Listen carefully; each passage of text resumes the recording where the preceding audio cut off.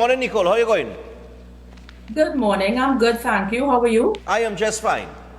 I am, well, frustrated, but fine at the same time. I am two capital Fs this morning. If I could put it that way. Now, you launched a petition. You launched a petition about, what was it, about a week ago? Could be, yeah, in and around, a week ago. About in or around a week ago. The petition, because you put out a video and everything on it, and you were looking for, I think it was 100,000 signatures at that point in time, right? I do not know how many signatures you got within that period of time, within that week. But at the end of that week, you put out another video saying that the petition was removed. So just walk us through what took place with that petition and what is the status and what are your intentions moving forward? What's the next step? Okay, well, as you mentioned, the petition was launched about a week ago, and I did a brief video identifying why I felt we needed to keep the conversation going. The reason the petition was launched, Stephen, it's not my first petition. You may recall many years ago I had started the conversation around pepper spray and legalizing pepper spray. That was started with a petition. And then thereafter, many people, became a part of the conversation. Other petitions formed. There was an international media piece around the need for pepper spray, etc. Right. And even though it took a number of years, here we are today. Pepper spray is supposedly decriminalized. Supposedly, even though it's supposedly. So that's why I say supposedly, even though it's still, between you and I, it's very difficult to get. Nevertheless, it would. So I decided there were too many things taking place and not enough conversations happening around it. And I felt that there was an uproar over a pageant matter. There was an uproar over some type of social media thing with Chutney Singer. 4 children were murdered, silence. Another 13-year-old child was shot in her sleep, and it's almost as if the nation is on mute. It's almost as though nothing can take place outside the realm of bacchanal and drama that we are not angry about to do something. So I said, instead of eating myself up, why don't you do something?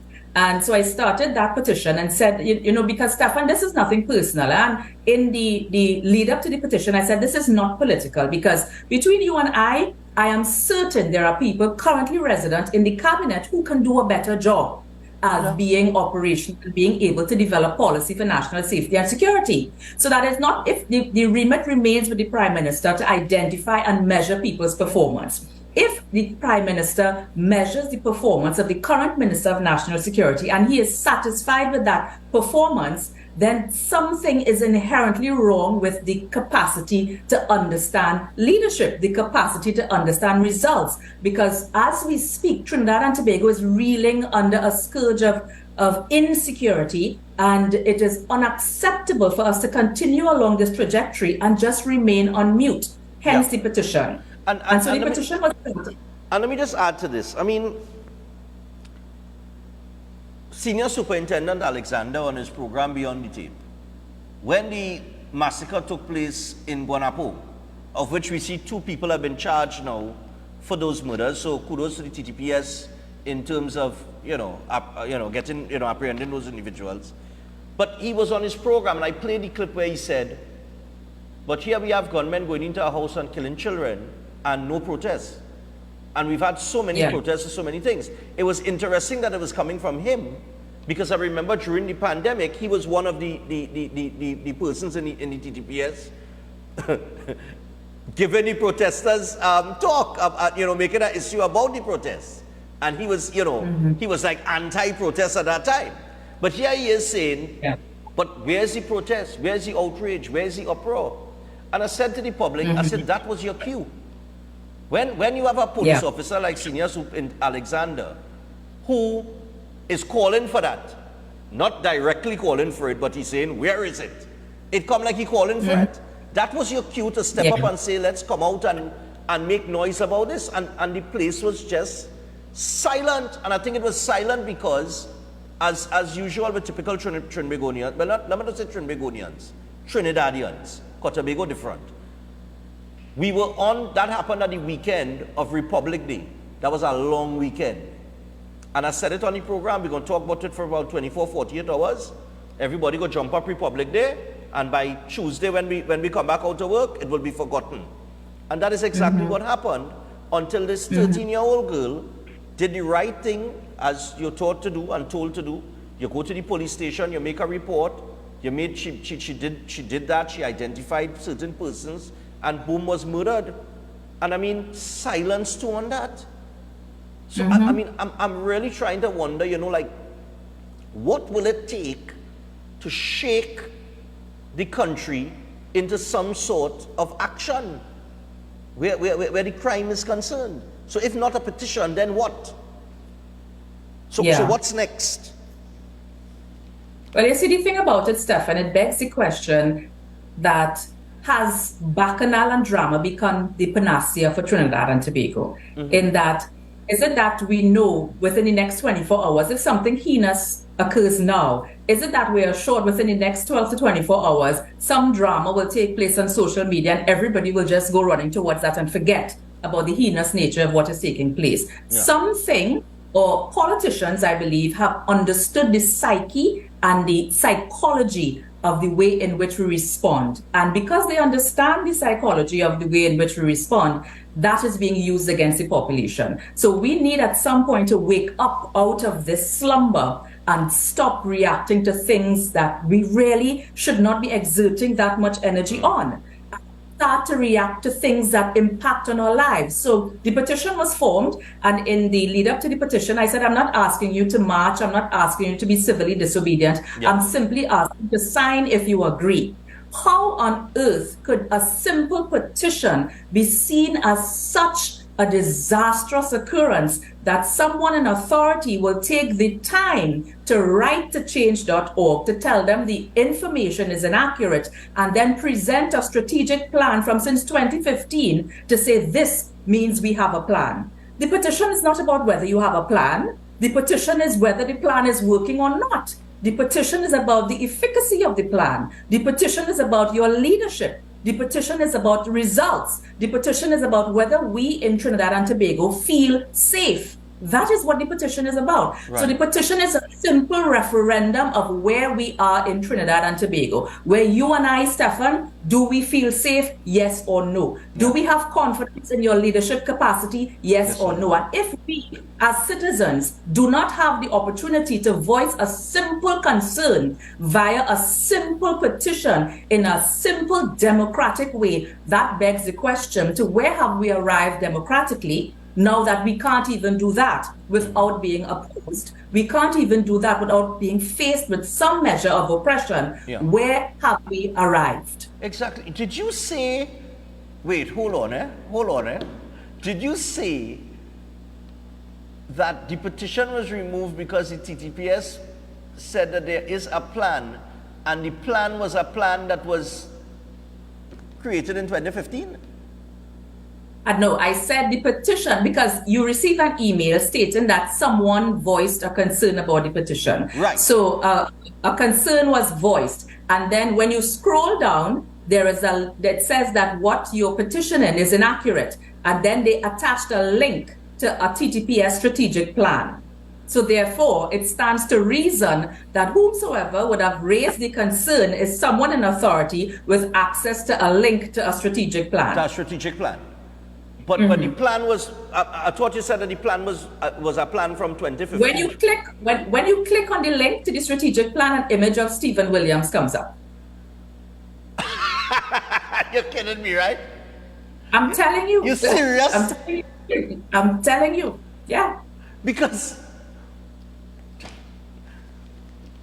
even if there is a strategic plan, okay, let's just say the petition was questioning, let's just say that you put out a petition saying that, listen, the TTPS appears to have no strategic plan, no effective plan in dealing with crime. Okay? Even if you say that, even if that is what the petition is about, which it wasn't about, but even if it was, this was the front page of the paper on Friday. Murder rate worsens. 60 killed in September. This morning in the paper, This is on page 5. Contractors call for protection. Hines says police and army already on construction sites. Army and police are being deployed to construction sites to protect contractors who are being extorted by criminal elements. So even if they say they have a plan, it doesn't mean that the plan is effective. And Correct. even self, you as a citizen are still, you still have your feelings about you, whether you feel safe or not. You have to look at the statistics yourself. You have to look at what's going on in the country. We have children being shot and killed in their sleep. Innocent children in their sleep, shot. Somebody put a gun to the head and shot them dead.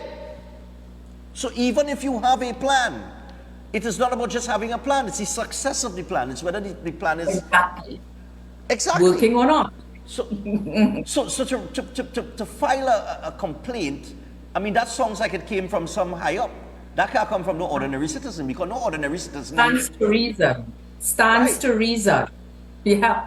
So I mean, that's a scary thing, I don't think It is people very understand how scary scary. that is, I understand, my family understands, having had to treat with these matters before in terms of having phones interrogated or intercepted, in terms of having financial accounts intercepted, having just come out of a court matter with that, and now this. So therefore, what that says to me as a citizen of this country is I cannot speak because there will be repercussion. I cannot act because there will be repercussion. And certain arms of the state, it seems, it appears, it is alleged, can be weaponized against citizens if you are not towing the line and just remaining on mute and just operating with silence. That is scary.